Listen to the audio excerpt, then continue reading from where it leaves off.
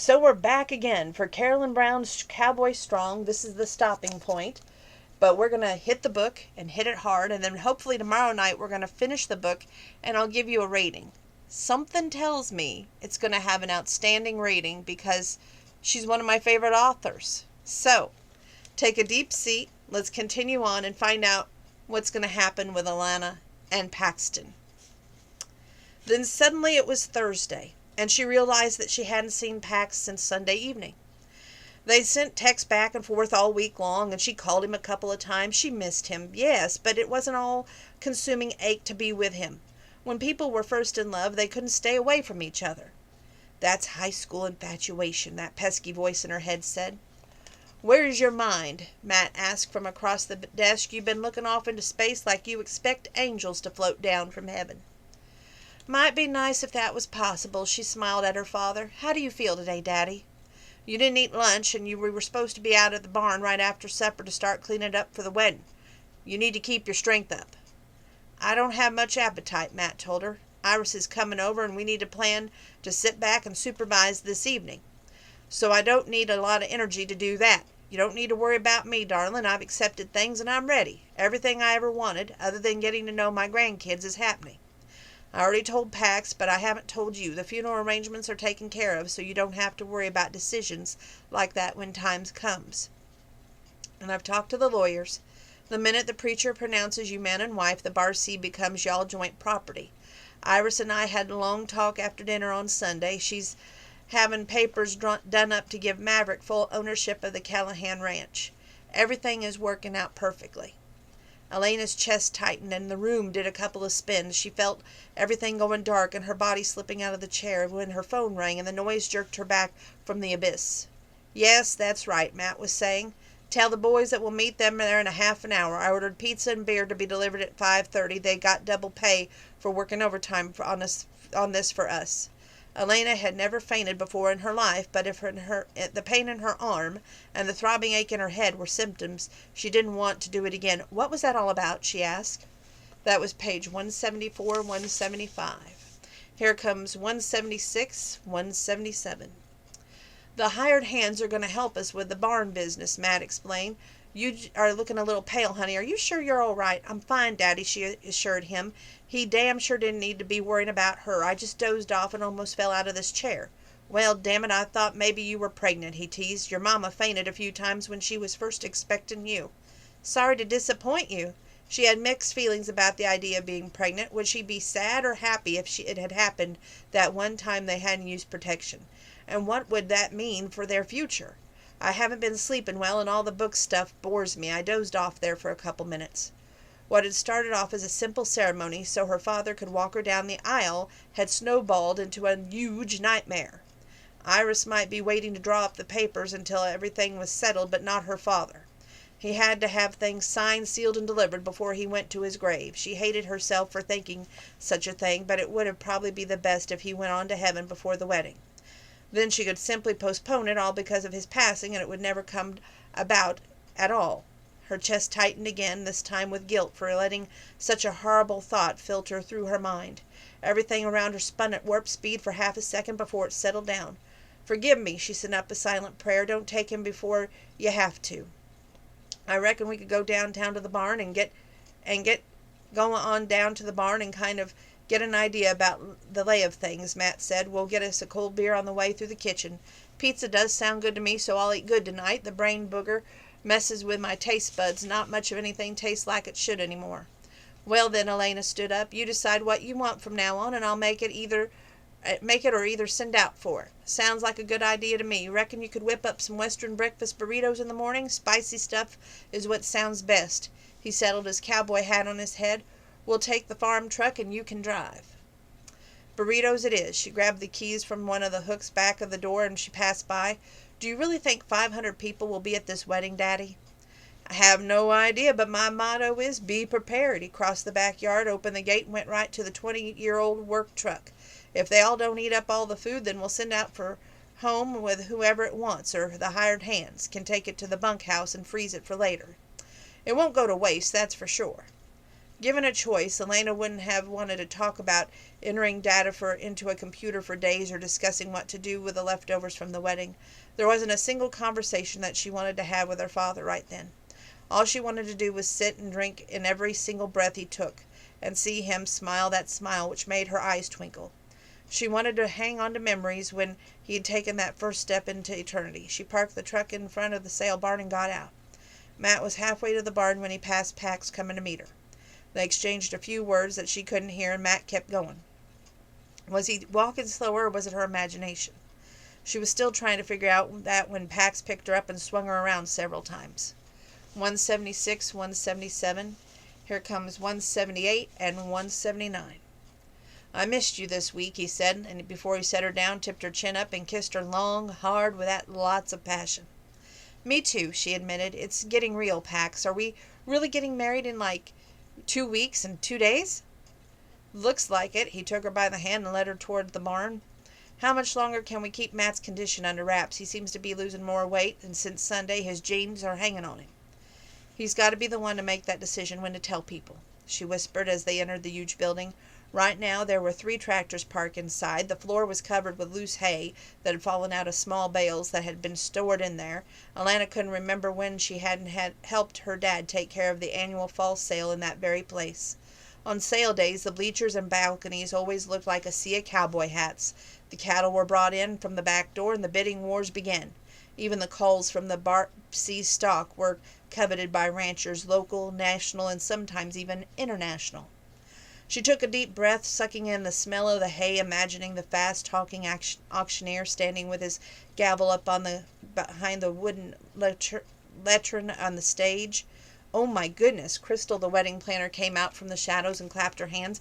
Man, this is one big space. It's going to be gorgeous, she gushed.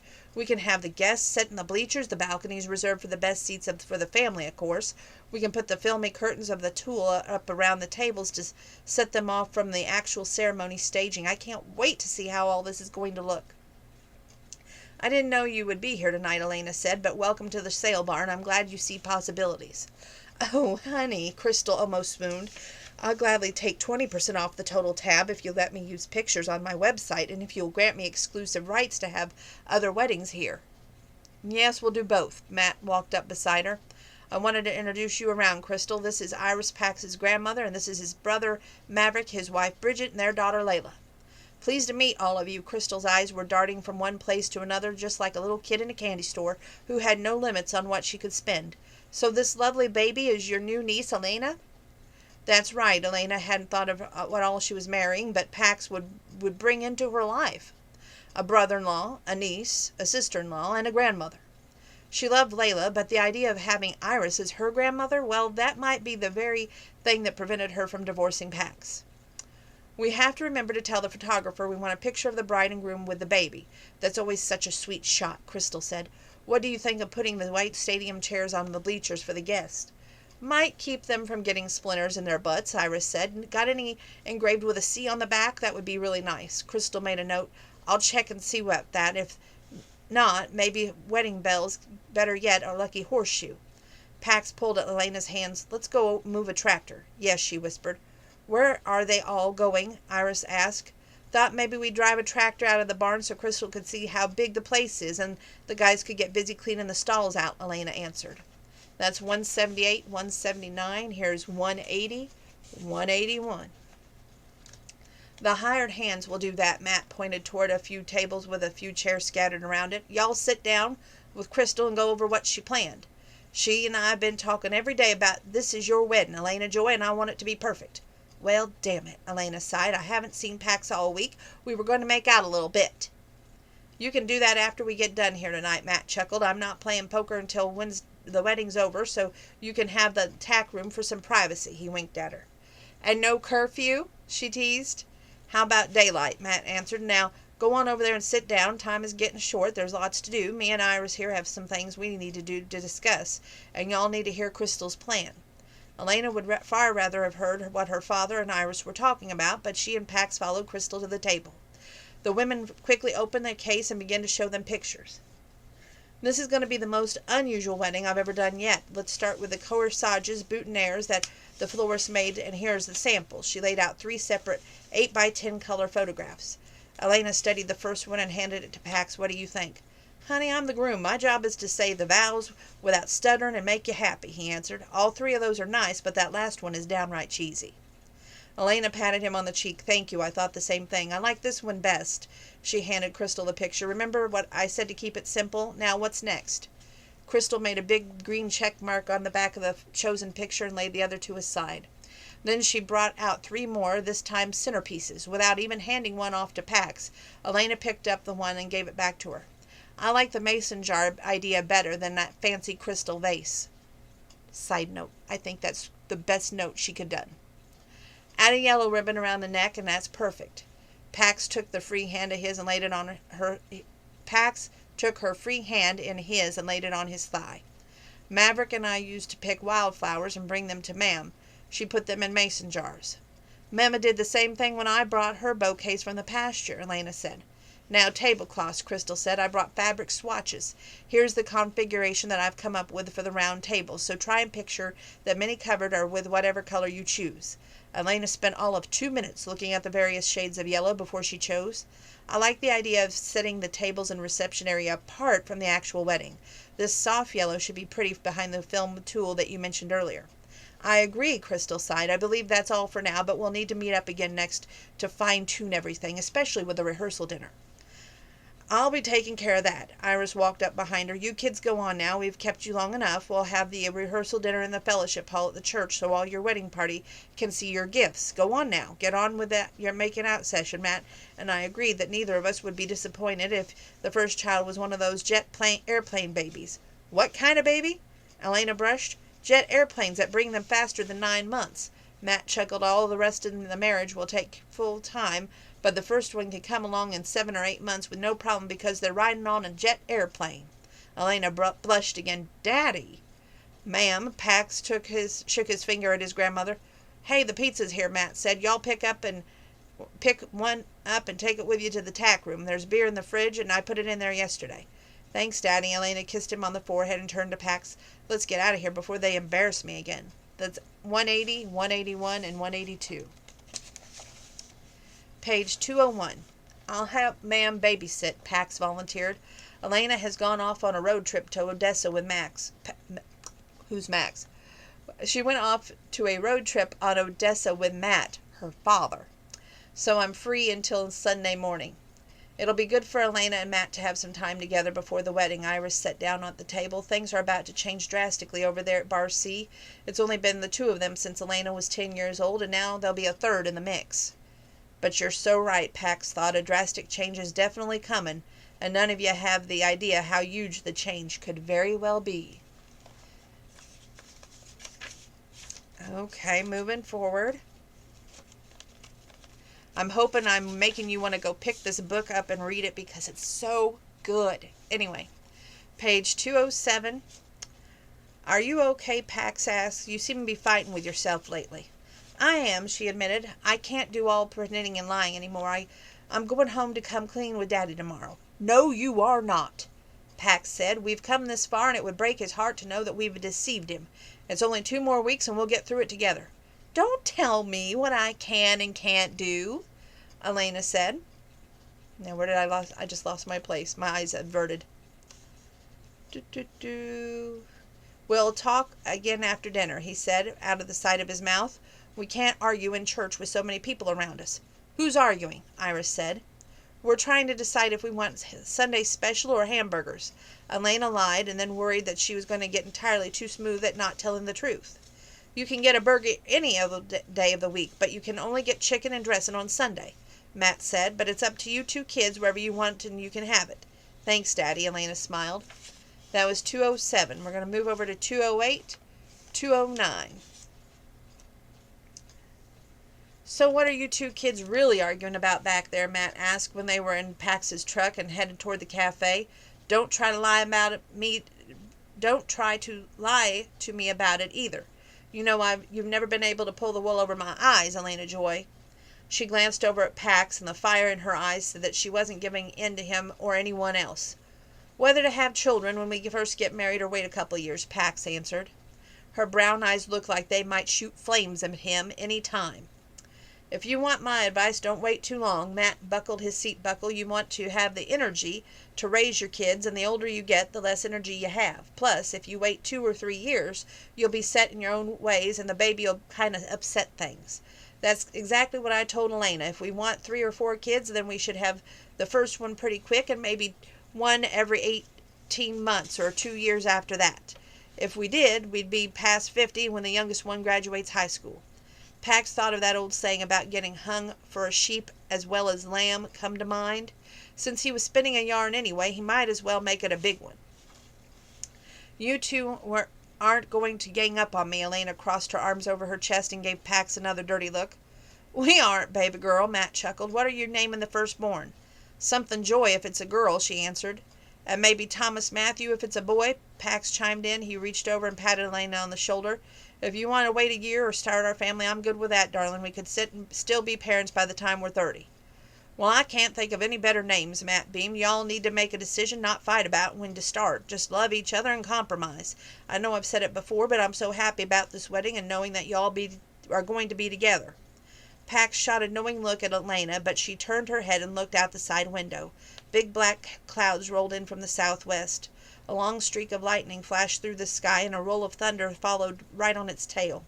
Pax's grandpa had always told him to count the seconds between the lightning and the thunder, and that he could tell how many minutes he had to get inside before the storm hit. If that was the truth, when they barely had time to get parked into the cafe without getting soaked. Looks like we're in for a frog strangler, Matt said tongue-tied. Matt said when Pax parked the truck right in front of the cafe. Page 210 and 211. Kinda does, don't it? Pax agreed. Y'all go in, I'll get the truck parked and join you in the cafe. You best hurry, Matt said as he slammed the door shut. Elena didn't even look at him, but slid out of the passenger seat, hurried toward the cafe. Something told him that whatever squall was boiling in Elena's heart was much bigger than what the weather could deliver that day. Matt was already heading back to the table where Iris, Bridget, Maverick, Layla waited on when Elena got into the cafe. She took 2 steps to follow him, but Danielle touched her arm and whispered, I'm warning you that Rachel is really angry at you for not asking her to do something at the wedding. She called me on the way from church to here. Well, maybe I should ask her to be the bathroom duty. She could hand out pretty monogram paper towels for the ladies to dry their hands on, Elena said with a saccharine smile. Danielle giggled. Are you really going to have someone do that? Nope, but it would be a good job for her. Here comes Pax. Thanks for the heads up, Elena said. Pax came through the door and made his way right to her. He slipped his arm around her shoulder and said, Glad y'all got inside before it started. The way the wind is picking up, it could be quite a storm out there in a few minutes. I'd hate for you to get your pretty dress all wet and darling. The heat of his arm resting south of her shoulder made her angry. She didn't want him to have that kind of effect on her emotions. What she wanted from him was to agree with her about putting an end to all this lies and start telling the truth. She didn't want to talk about baby names, not when she wasn't sure she was pregnant or if she had cancer. The latter would mean that she'd probably die young and never have children, or so why pick out names for children that she might never have? I took the privilege of ordering us sweet tea, Iris said. Our waitress will be back for our orders in a few minutes. I swear to God, the servers in this place get younger every year. The one who's waiting on us can't even be out of high school. No, she's not, Matt said. That's Doc Wilson's granddaughter. She's been working here all summer. Well, how about that, Iris crowed. I'd like to see kids work. It teaches them responsibility. Now tell us what y'all are really arguing about at the church. Her grin faded as she stared across the table around at Elena and Pax. They're trying to decide whether they should start a family right after they get married or wait a year or two, Matt answered. I already got it out of them, and guess what, Iris? When they have a son, they're going to name him Thomas Matthew, and when they have a daughter, her middle name is going to be Joy. Iris's smile was so bright that it lit up the room. No one around the table even thought about rain pouring down outside. That's the most precious thing I've heard in months, she sighed. Your grandpa would be proud. Whoa, Maverick threw up both hands. Bridget and I were going to wait and tell y'all, but if you're stealing my boy's name, then we might as well let that cat out of the bag right now. We're expecting a second child in November, and we decided it's a boy. Oh, and if it's a boy, we'd like to use that name Thomas. Oh, my goodness, Iris' hands went to her cheeks. This is great news. Layla needs a sibling, and now I have 2 great-grandchildren. Elena leaned over and gave Bridget a hug. I'm so happy for you. That's 210, 211. Here's 212, 213. Pax pushed back his chair and hugged Bridget on his way to clamp a hand on his brother's shoulder. Congratulations, Pax smiled. We called the name first, but nothing says we can't turn our name around to Matthew Thomas, and we both of us would use Grandpa's name. He would be busting the buttons off his shirt with pride, Iris said. Great news. Matt was on his feet next and shook hands with both Bridget and Maverick. You kids are a lucky couple and some fine parents already. I might have a girl, Bridget reminded him, or we might have one of our first try, too, Pax said. The conversation turned to whether Bridget would have a baby on Thanksgiving Day, since her due date was close to then. Iris wanted to know all the details, like she did when she was been a doctor and was using Dr. Wilson. Elena listened to the conversation going on around her, but she didn't care about all the particulars. She was glad the spotlight was off what she and Pax had been arguing about. It was still her intention to come clean after her visit to Dr. Wilson. Whatever the test results revealed, she simply couldn't carry around the guilt of their deception another 2 weeks.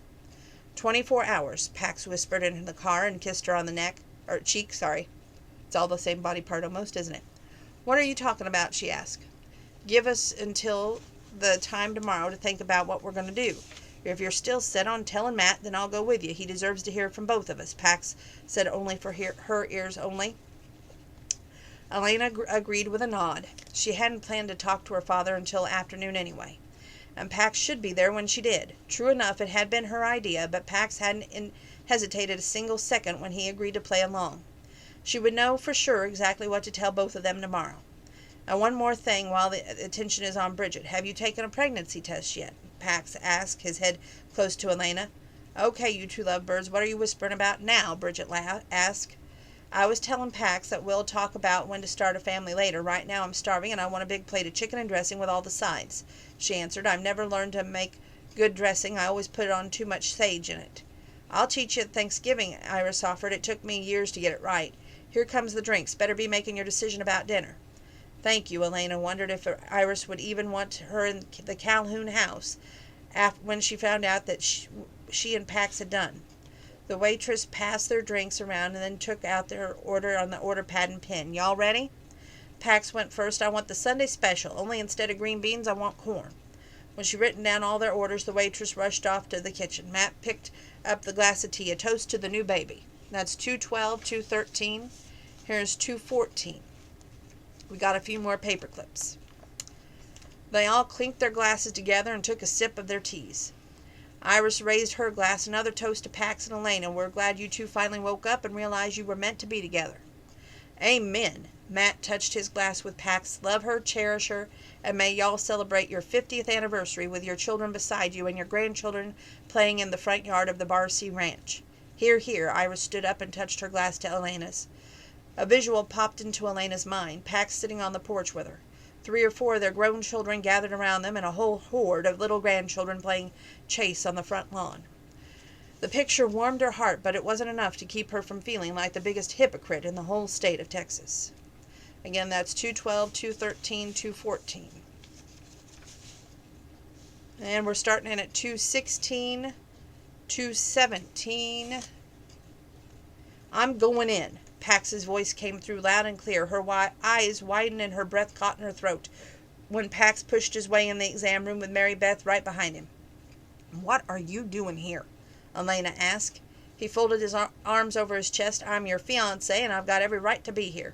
She tugged the sheet up over her chest, only to leave her thighs and legs exposed. How did you even know I was here? I followed you, he said. Are you pregnant? Is that why you've been acting so weird all weekend? The two of them were totally focused on each other, so Mary Beth took advantage of the situation and eased out of the room. I don't know. Elena pushed the sheet back down and twisted the corner into a knot. The pregnancy test I took said it was positive, but there's no way I can be pregnant. I wasn't ovulating. From what I read on the internet, cancer will be a false positive. So I'm waiting for the doc to tell me what the blood work said.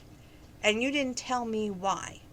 Pax crossed the small room in a couple long strides and took Elena's hand in his. If we're really engaged, my place would be to be right here by you.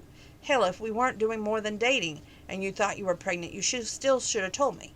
I wanted to be sure. Wearing nothing but a backless gown and a sheet, Elena was sitting on the end of an exam table, and his touch still caused sparks to bounce off the light green walls. It doesn't matter what the doc says, Elena. Pax brought her hand to his lips and kissed her knuckles. I'm here for you. I'll be right here with you, and I'm not going anywhere, darling. Dr. Wilson pushed into the room with a chart in his hands. He laid it on the countertop, flipped it open the first page. Your blood work shows absolutely no abnormalities that would indicate cancer, and every sign that you are pregnant. Congratulations to both of you. Are you sure? Elena whispered. Do you need to do more tests? No, you're definitely pregnant, he said. And now lie back, put your heels in the stirrups, and we'll do an ultrasound. I'll push the screen closer so that you Pax can both see the baby. She stared up at the Pax and damned if his eyes weren't twinkling. 216, 217, here's 218, 219. This will be a little cold. Sorry about that, Doc Wilson said, and I don't usually do an internal ultrasound this early, but he pointed toward the screen. That's the little bean right there. That is your grandberry. That is your baby. That's Matt Carey's first grandchild. Elena couldn't take her eyes off that tiny blob on the screen. That can't be a baby. It looks like one of the beginning of those goldfish crackers. Are you sure it's not the beginning of a tumor? By the way, I just love goldfish crackers. Had to say that. Shh, Doc Wilson had said and turned up the volume on the machine. Must be because you were both good-sized people. That baby is already pretty big for being only 2 weeks. That's a good sign, right, Doc? Pax's expression changed from happy to worried. Shh, he said, listen carefully. All I hear is a whooshing noise, Pax said. Is that? Elena covered her mouth with her hand. It's a heartbeat, Doc nodded. It's early to detect one, but the bigger babies do sound out earlier than the smaller ones. Since you know the day that you got pregnant, I'd say you're 2 weeks right now and right there. He pointed to the numbers at the bottom of the screen. As your due date looks like you might have a Valentine's Day baby. The doctor removed the apparatus and the screen went dark. Put it back, Elena said. I'm not finished looking at it. Am I really going to have a baby? We're really going to have a baby, Pax corrected. Congratulations again, Doc said. In a few seconds, we'll have you some papers and copies of your ultrasound. That should put your mind at ease and about the idea of cancer. Doc slipped a paper on which there were 3 copies of the black and white picture from a printer on the bottom shelf of a rolling cart and handed them to Elena. Proof that you do not have cancer. I never knew a tumor to have a heartbeat, he chuckled. I'll be going now. You can get dressed and go celebrate the good news. Make an appointment with Mary Beth to come back in a month. After 6 months, I'll see you every 2 weeks, and after the 8th, it'll be every week.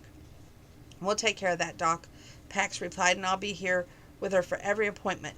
Elena was staring so hard at it with her hands that she didn't even know when the doctor left the room. I thought things couldn't get more complicated, but I was wrong, she whispered. Pax leaned down and kissed her on the cheek. Grandpa used to say when obstacles came along, how you got over them or around them all depended on how you looked at them. 10 years from now, we might look back on this and see it as a blessing. I'm going to be right here with you to help raise this child, Elena, boy or girl. I want to be a part of its life. A baby is a long-term commitment. She still couldn't believe something so small could have a heartbeat. I'm ready for that, he said. Are you sure? She sat up and turned her head so that she could look right into his eyes. He nodded without hesitation. I'm very sure. I told you before I will always be a part of the life of any child I father, and I meant it. I'll be here for this baby. I'll pay for the little one's food, clothing, shelter, whatever he or she needs. No matter what, I'll be right across the fence from you, and I'll be there in 5 minutes any time you call. Do you realize that less than 3 weeks ago her voice cracked? Yes, I do. He hugged her tightly, and I also know that in only 11 days we're getting married. You got your vows written? No, I have not, she declared. Pax, what am I going to do? It would kill Daddy's soul to know that he was leaving me behind pregnant. She paused to wipe her eyes. Damn it, all this is making me emotional. Pax reached across her lap and pulled a tissue from a box on a nearby table. Wiped the tears from her eyes. Don't cry, darling. We started this baby together and we'll raise it together. 218, 219. This is 220, 221, 222, 223, 224, 225, 226, and 227 we're stopping at tonight. Okay. Here's a scenario for you. We've decided to be only friends. You live over at the Callahan Ranch, and I'm living over on the Bar C. It's Saturday night. You're about to head out to go to the Wild Cowboy for some fun. I call and tell you that the baby has a fever. We need to rush to the emergency room. Or I call and tell you that our toddler got away from me out in the pasture, and a bull trampled him. What do you do? She had no control over the damn tears that kept rolling down her cheeks. In both cases, I go to the emergency room with you. Forget about the bar bunnies, he answered. Here's another scenario. We decide to get into a real relationship, not a false one, have 3 more kids, and then you leave me. Will you still let me be a part of the children's lives? After what you've done for me, I could never shut you out of the kids' lives, she told him. But why would I leave you? After all, we have 4 babies together. Because you wake up one morning and take a look at me and figured you could have done so much better, he answered. We could play this game all day long, darling, but why don't we get dressed? Let's go get some ice cream, or maybe even some burgers and fries, and let it all soak in for about an hour or two. Elena nodded, but she still had a lump the size of an orange in her throat. Knowing that she was pregnant changed everything. She couldn't tell her dad about the lies, and she damn sure couldn't call off the wedding. All she could think about was how she stepped behind the curtain to get dressed, that she was going to have one hell of a time writing vows. Hey, do you remember that Daisy Days is this weekend? Pax asked from the other side of the curtain. Memorial Day weekend is coming right up. Then our wedding party will be here all in the middle of next week. Think we should invite them all a little early so they can enjoy the festival? How could he talk about a dumb old Texas celebration when her whole world had spun completely out of control? Let's think about it tomorrow. I imagine that they'll all be doing good to get away from their ranches for the rehearsal dinner and wedding, though. Fair enough, Pax agreed. We gave our hired hands the weekend off. What are they going to do over at your place? Same thing. She pulled on her bikini underpants, played out her fingers on both sides of her stomach. If she had inherited enough of her mother's genes, she'd go back into shape fairly soon after the baby came. But there would be stretch marks. Few women got through a whole pregnancy without those battle scars. Would Pax even be able to look at her with her belly button turned inside out and all those ugly purple marks on her belly? I guess we won't be riding the Ferris wheel at the carnival, will we? He asked.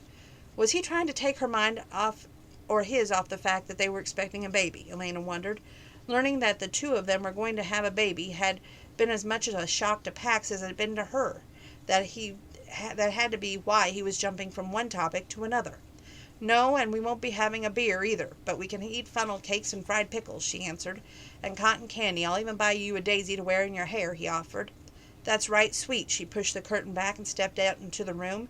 His eyes stared at her toes of the cowboy boots that traveled up to her eyes. Man, you are one beautiful woman. You won't be saying that when Christmas comes. When I'm only about 6 weeks from delivering, I'll be looking like a baby elephant, or maybe even a beached whale. And I won't even be able to bend down to tie my shoes, she said. Pax stood up and pulled her into his arms. Darling, you'll always be gorgeous in my eyes, and I'll tie your shoes for you any day of the week.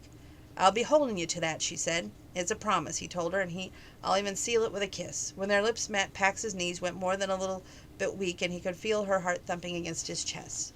He had kissed a lot of women and gone to bed with his fair share, but a kiss from any of them had never affected him like this. Up until that moment, not even Elena's. Did that mean he was falling in love with her, in a real sense? She took a short step back, ending the kiss, and smiled at him, and the computer just went kapooey. So we're going to stop, and I'm going to try and restart it. So this will be part 1.